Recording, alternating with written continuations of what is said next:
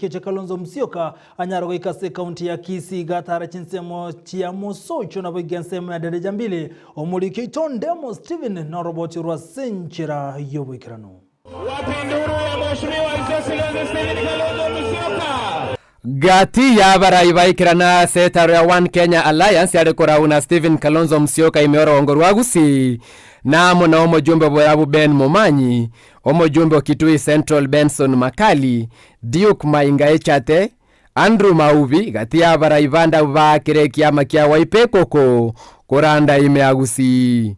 And so this being a leaders meeting furaha tele, lakini kwanza tushukuru Mwenyezi Mungu kwa kutufikisha Kisii County.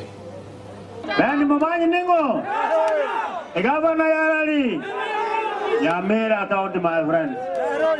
Senator Kisii County. Ira vanganya goswa ime ya Wiper amo nomo jimbe basi Innocent Obiri uyonganye kiama gia Ford Kenya.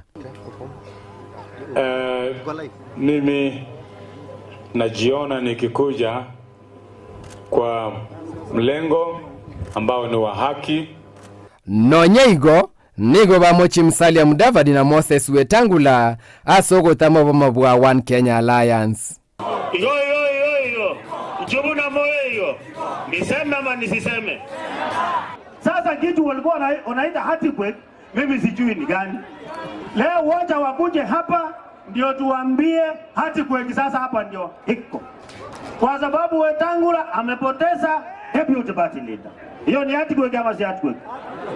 Gati yebinto mobwa okabwe kireko ko ikranamo na gutinye serikali yechi county kurwane obokurumi mense ya Kenya na gokini uchumi wikakobe yechinsa emeronge bere na inye. Sadi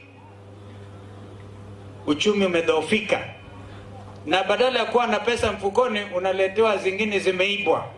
Sisi wana One Kenya Alliance tumejitolea bila hofu, bila chuki, bila kuogopa yeyote ile Mwenyezi Mungu kukomboa nchi hii na kuhakikisha Kenya inabaki ikiwa nchi moja huru. Weteretare yu niko Kalonzo ene kibuna mobwa oka mbagendretene chinkwane bya mabinde bwata magani yo goncheri ense ya Kenya buna yabo ilio kwene kinko bwa bare chikura chirebosi ase round yentangani. Uko tayari kufanya mazungumzo na like-minded political leaders ili tupate ushindi raundi moja.